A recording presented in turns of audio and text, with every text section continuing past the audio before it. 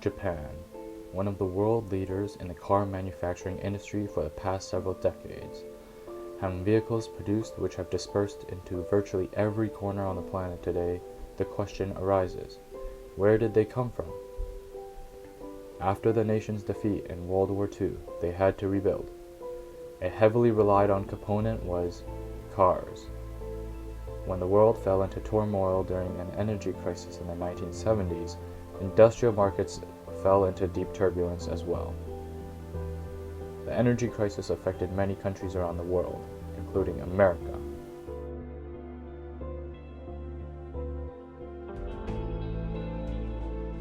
This resulted in tough times, as American cars used an excessive amount of gas for energy. As we are equipped to use in our homes and our factories. This situation is destined to continue indefinitely. And by indefinitely, I mean not only just the next few years. As American car manufacturers struggled to keep the plants open, a small nation in Eastern Asia stepped up to the world stage once again. Japan, bringing its domineering car industry to the previously uncharted territories of America.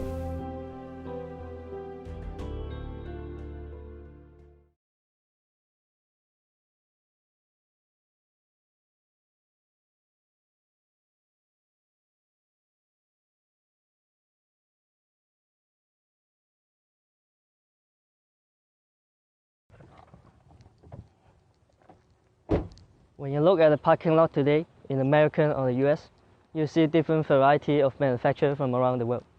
Whether it will be German, American, British, or most commonly seen Japanese one. For example, in this parking lot, take a look at this variety.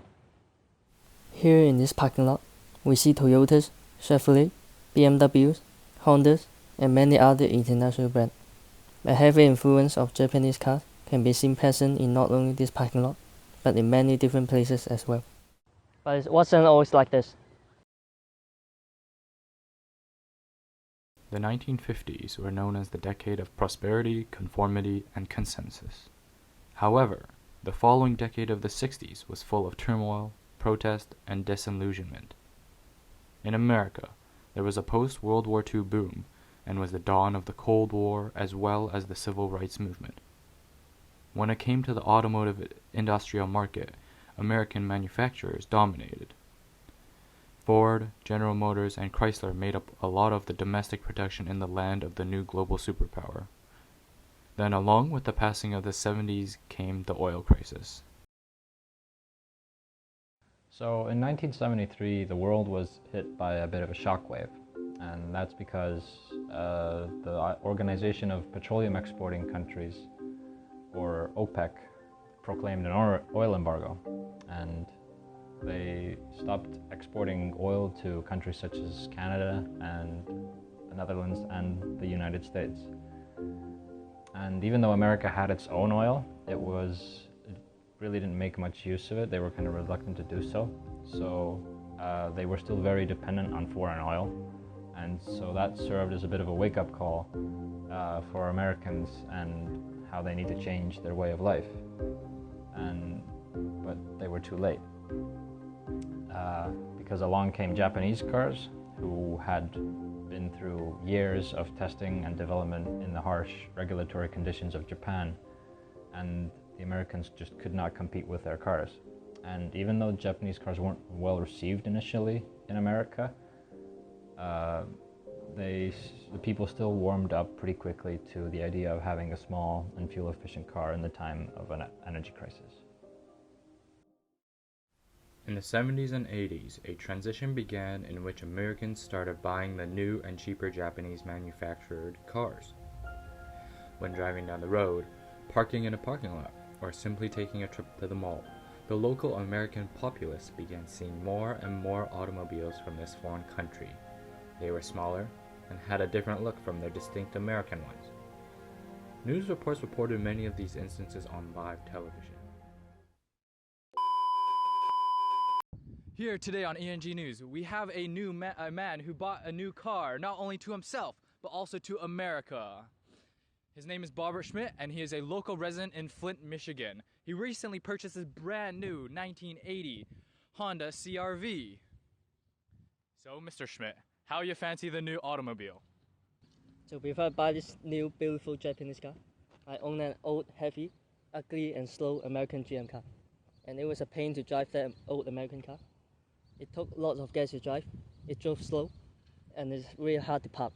But with this new Honda CR-V, I'm able to drive faster, it doesn't take a lot of gas to drive, and it hasn't broken down once.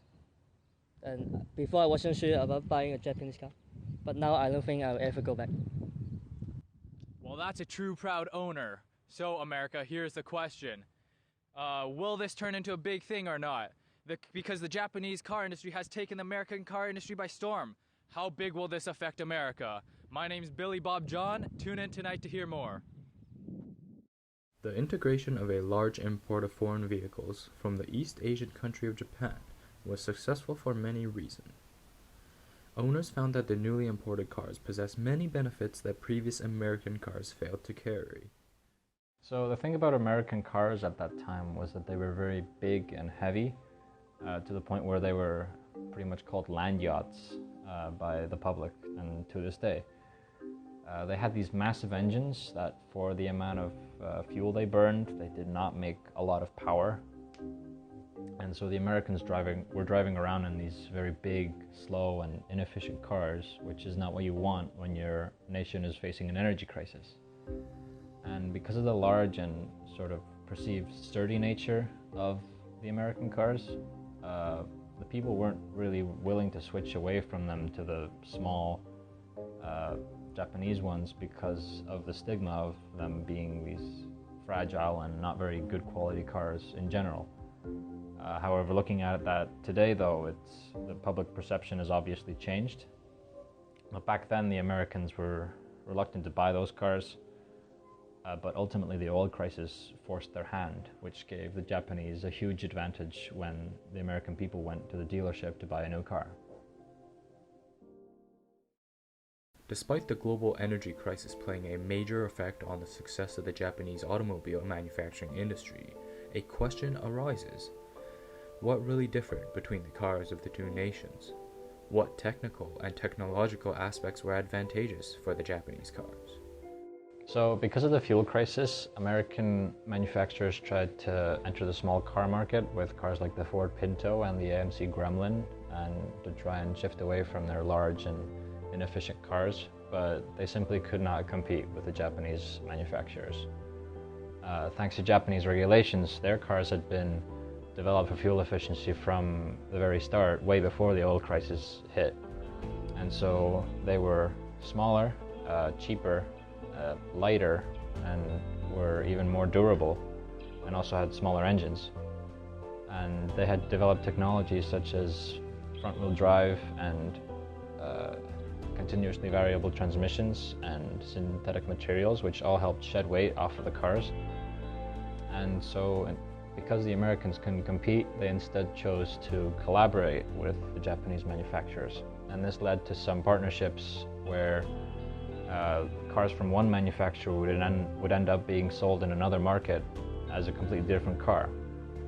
So an example of this is Mazda and Chrysler, where the Mazda B series truck would be sold as a Ram truck in the United States. And it also led to a separate sub-brand of cars from this partnership called Colt. And then there was also Ford and Mitsubishi, with the Ford Probe essentially being a Mitsubishi underneath. And also more recent examples like the partnership between GM and Toyota, where the Pontiac Vibe is essentially identical to a Toyota Matrix. As time progressed, the collaborations and integration of these domestic and foreign cars became a norm. A close bond began forming between the two countries, which would alter not only the future automotive industry in America, but also influence JDM culture. America became the top export market for the Japanese manufacturers, to the point where recently in 2021, Toyota became the largest car manufacturer in the United States, even surpassing General Motors. And this not only strengthened the Japanese manufacturing industry, but also the diplomatic relations between Japan and the US.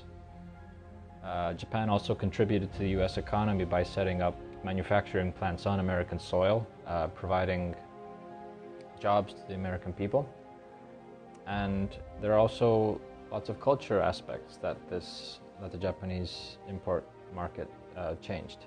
For example, many people say that the 1990s were a golden era for cars, but most notably Japanese cars, with them producing iconic sports cars such as the Mazda RX-7 or the Toyota Supra, but also people's cars like the Honda Civic or the Mazda Miata.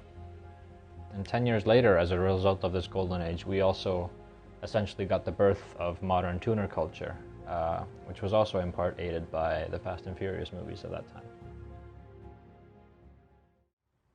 Fast forward to nowadays, we see the ending result and the effect this important piece of history have left us. The impact on society has changed the way not only in America, but also in different countries around the world, like us here in Canada.